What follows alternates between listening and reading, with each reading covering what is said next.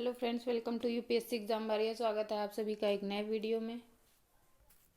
हम लोग डिस्कस कर रहे थे यूपी ट्रिपल एससी आयोग द्वारा पूछे गए कुछ महत्वपूर्ण प्रश्नों को। उसी श्रृंखला में आज हम लोग मध्यकालीन भारत की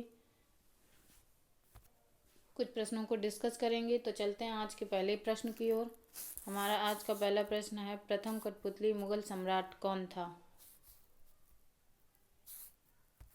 प्रथम कठपुतली मुगल सम्राट कौन था? तो इसका सही जवाब होगा जहांदार शाह। इसका सही जवाब होगा जहांदार शाह।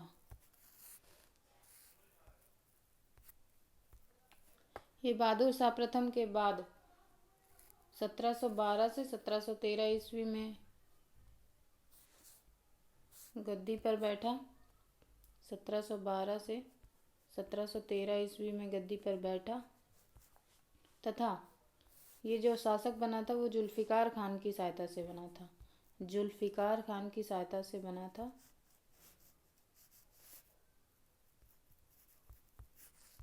जुल्फिकार खान की सहायता से बना था और शासन में जुल्फिकार खान ही शासन और सत्ता का असली मालिक था। उसी के हाथों में सारी बागडोर थी, इसीलिए इसको कठपुतली शासक कहा जाता है।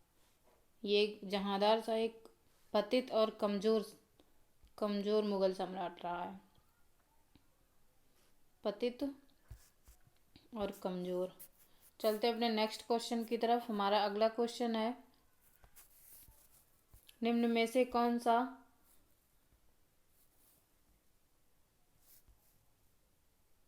यहाँ पे होगा सुमेलित नहीं है। निम्न में से कौन सा सही सुमेलित नहीं है, ये होगा। तो इसके ऑप्शन हैं, ऑप्शन ए है बाबर नामा, बाबर, शाहजहां नामा, मोहम्मद ताहिर, हुमायूं नामा, हुमायूं, तथा ऑप्शन डी है इसका तुजुके जहांगीरी, तुजुके जहांगीरी जहांगीर। तो इसका जो सही जवाब होगा ऑप्शन सी। ऑप्शन सी इसका सही जवाब होगा। शाहजहां नामा मोहम्मद ताहिर के द्वारा, ताहिर से संबंधित नहीं है, जबकि बाबर नामा बाबर की आत्मकथा है और हुमायूं नामा हुमायूं के जीवन की उपलब्धियों का वर्णन है। इसमें हुमायूं नामा में हुमायूं के जीवन की उपलब्धियों का वर्णन है और तुजुके जहांगीरी में जहांगीर के बारे में दिया गया है। इसीलिए ये तीनों ऑप्शन सही होंगे और ऑप्शन बी जो है हमारा गलत होगा। ये सही सुमेलित नहीं है, यही इसका सही जवाब होगा। चलते हैं अपने नेक्स्ट क्वेश्चन की तरफ। हमारा अगला क्वेश्चन है,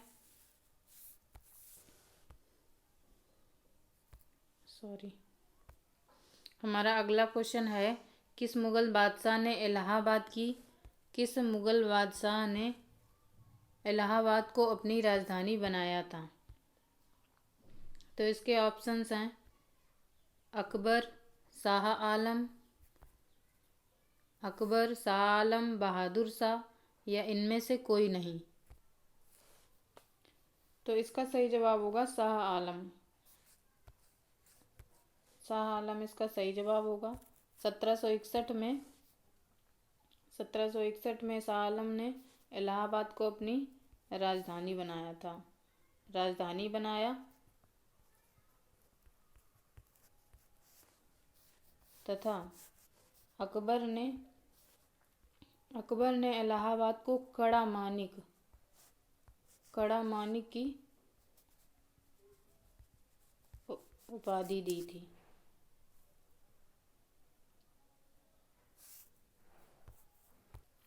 या कड़ा मानिक प्रांत की राजधानी का दर्जा दिया था, कड़ा मानिक प्रांत। अब आप लोगों का काम ये है कि शाह आलम का दूसरा नाम, शाह आलम को और क्या कहते हैं, इसको आप कमेंट बॉक्स में लिख के बताएंगे। चलते हैं अपने नेक्स्ट क्वेश्चन की तरफ। हमारा अगला क्वेश्चन, निम्न में से कौन सा अवध का प्रथम नवाब था? ऑप्शंस हैं आसफुद्दौला, शहादत खां, शुजाउद्दौला, सफदरजंग। तो इसका सही जवाब होगा सआदत खां। सआदत खां अवध का प्रथम नवाब था। 1722 में 1722 ईस्वी में सआदत खां को अवध का सूबेदार नियुक्त किया गया था। अवध का सूबेदार नियुक्त किया गया था तथा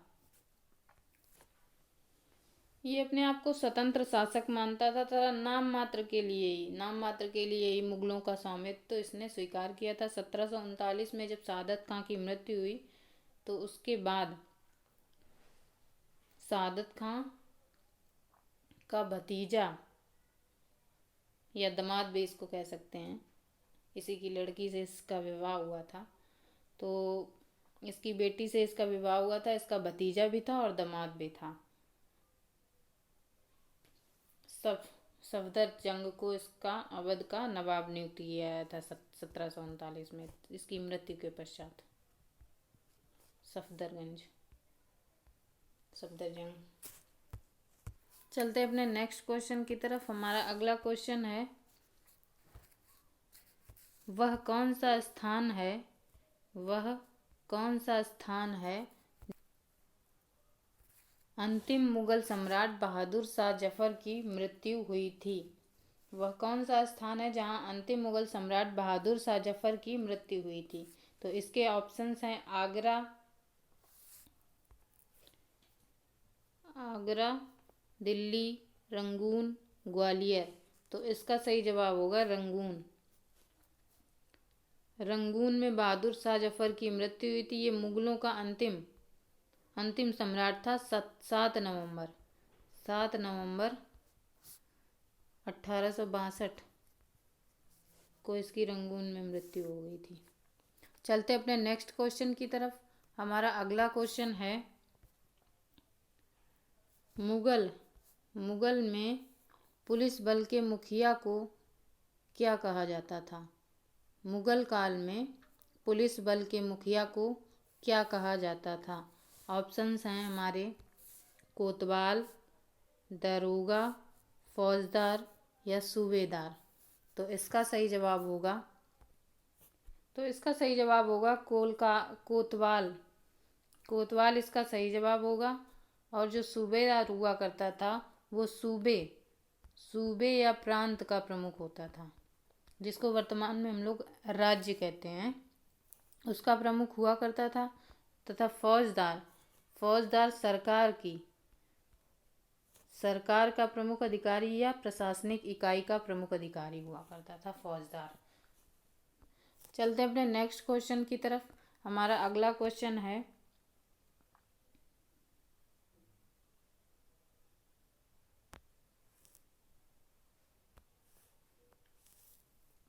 प्लासी का युद्ध कब हुआ था।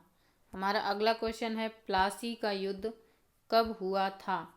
तो इसके ऑप्शंस हैं 1565, 1757, 1526 या 1576।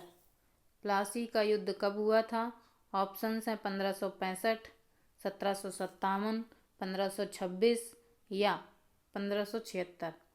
तो इसका सही जवाब होगा 1757। इसका सही जवाब होगा 1757। इसका सही जवाब होगा। ये बंगाल के नवाब सिराजुद्दौला बंगाल के नवाब सिराजुद्दौला तथा अंग्रेजों के मध्य ये युद्ध हुआ था 1757 में। चलते हैं अपने नेक्स्ट क्वेश्चन की तरफ। हमारा अगला क्वेश्चन है, भक्ति आंदोलन को उत्तर भारत में लाने का श्रेय निम्न में से किसको जाता है। भक्ति आंदोलन को उत्तर भारत में लाने का श्रेय निम्न में से किसको जाता है। तो हमारे ऑप्शंस हैं, ऑप्शन ए है रामानुज, माधवाचार्य या रामानंद या ऑप्शन डी है रामदास। तो इसका सही जवाब होगा रामानंद इसका सही जवाब होगा। ये रामानुजाचार्य के शिष्य थे। रामानुजाचार्य के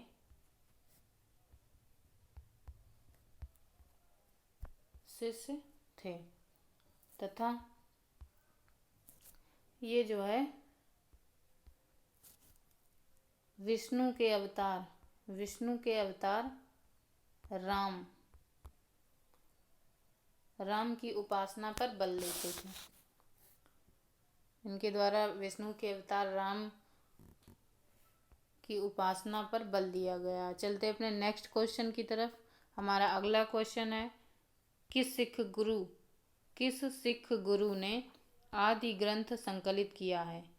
किस सिख गुरु ने आदि ग्रंथ संकलित किया है? इसके ऑप्शंस हैं गुरु अंगद,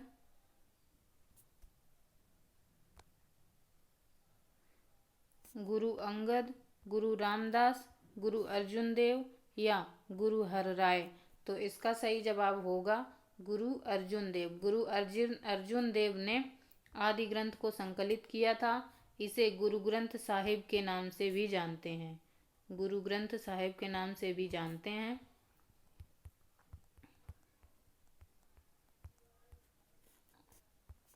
अर्जुन देव सिखों के 5वें गुरु थे। इन्होंने हरमिंदर साहब की नींव रखी थी। हरमिंदर साहब की नींव रखी थी। हरमिंदर साहब की इन्होंने नींव रखी अमृतसर में इसकी नींव रखी गई थी तथा रणजीत सिंह द्वारा इस पे सोना जड़वाने का कार्य किया गया था, जिसे इसी वजह से हम लोग वर्तमान में इसे गोल्डन टेम्पल के नाम से जानते हैं, स्वर्ण मंदिर। इसको पहले हरमिंदर साहब के नाम से इसकी नींव रखी गई थी तथा 1606 में मुगल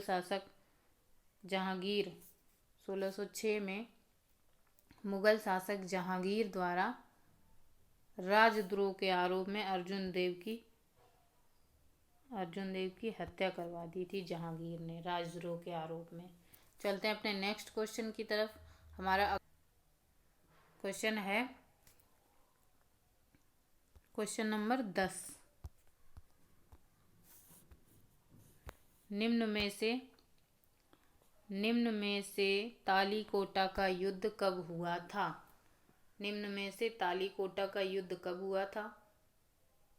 इसका सही जवाब होगा 1565। ये तो आपको पहले ही पता चल गया होगा, इस पे हाईलाइट किया हुआ है, शायद टाइपिंग में हो गई होगी एरर ये। तो 1565 इसका सही जवाब होगा। ये युद्ध विजयनगर व दक्षिण भारत के जो मुस्लिम राज्य थे उसकी संयुक्त सेनाओं के मध्य लड़ा गया था। विजयनगर व दक्षिण भारत की मुस्लिम राज्यों की सेनाओं के मध्य लड़ा गया था ये युद्ध 1565 में। तो आज के 10 क्वेश्चंस की सीरीज को यहीं समाप्त करते हैं। अगर आपको मेरा ये प्रयास अच्छा लगा हो तो चैनल को लाइक करें, शेयर करें और सब्सक्राइब करें। Thank you class.